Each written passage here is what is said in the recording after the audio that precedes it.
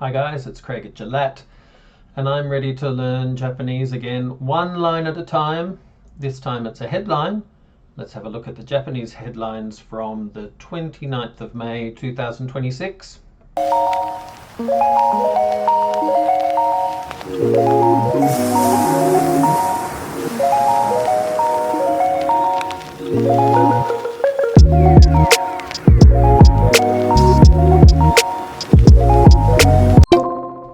I think every student who studies Japanese on their first day of study learns that the kanji characters for Japan are Nihon.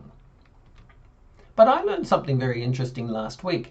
I was looking at an article last week about energy security in Japan. It was on the 27th of May. Have a look at it. It looks something like this. And in that newspaper headline, you'll notice that Japan is written not as two characters. They get rid of the second character and just refer to Japan as Nichi. I know now that this is newspaper Japanese. Of course, in newspapers, and particularly in headlines, conciseness is important. Why not just use one character to refer to a country instead of two? This is true often when they refer to Japan with another country in a jukugo. In the headline from last week, we saw Nichibei. Now this is Japan and America in nice, easy fashion. One kanji for each character. In an article about Japanese and American cooperation, or in an article about Japanese and American relations, Nichibei will be used to quickly and easily refer to those two countries in a newspaper article. Why Bay, you might wonder? Well, in the past, in an effort to render the names of countries in Japanese, they would string together kanji that had sounds that approximated the names of countries. The four kanji you see on the screen are a, me, li, ka. And they were put together for precisely the reason that they sound out the name of the country America.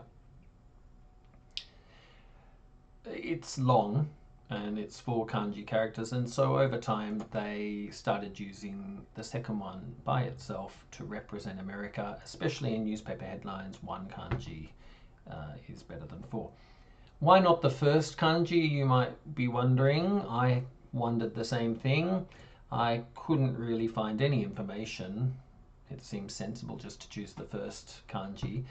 But when I looked it up in jisho.org, I noticed that this first kanji has some not great meanings, especially when you think about applying the kanji to the name of a country.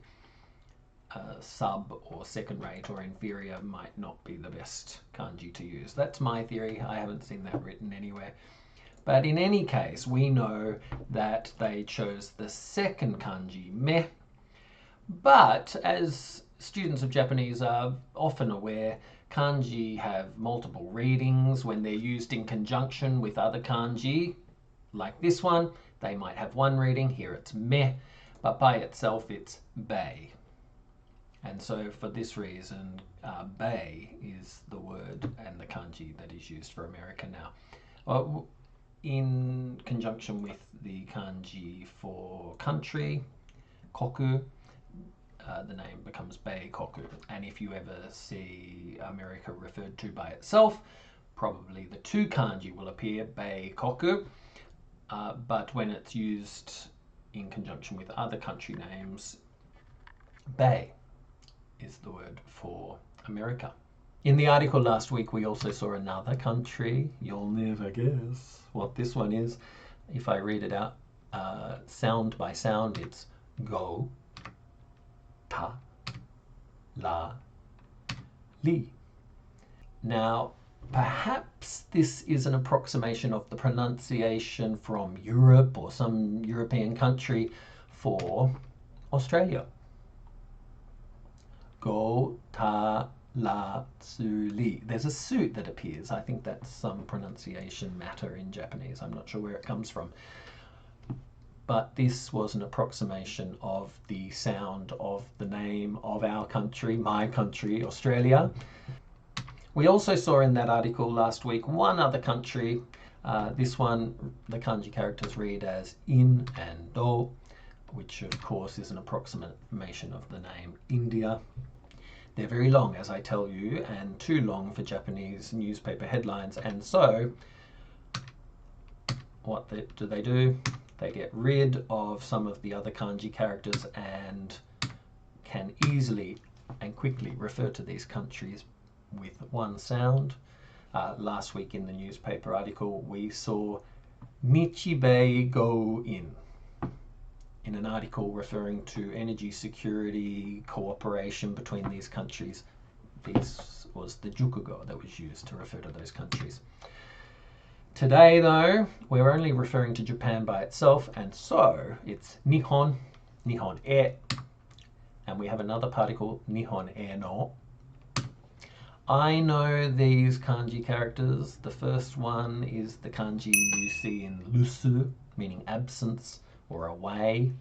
The second one is study, and the third one is life, and all together they are ryugakusei, which is an international student.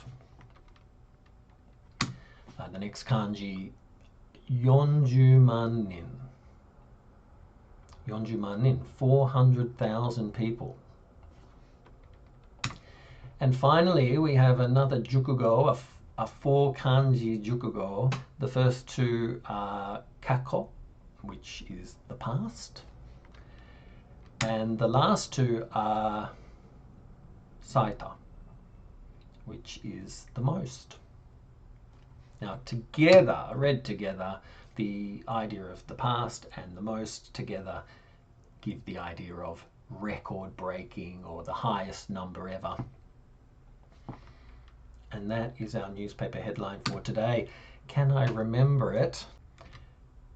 Nihon e no ryugakusei 40 man nin kako saita.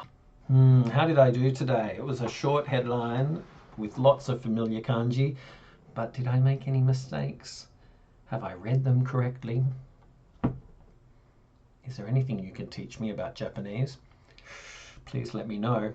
If I had to translate this headline into English, it might be something like this. Around 400,000 international students are heading to Japan, and that's a record number. Anyway, thanks for joining us. Bye.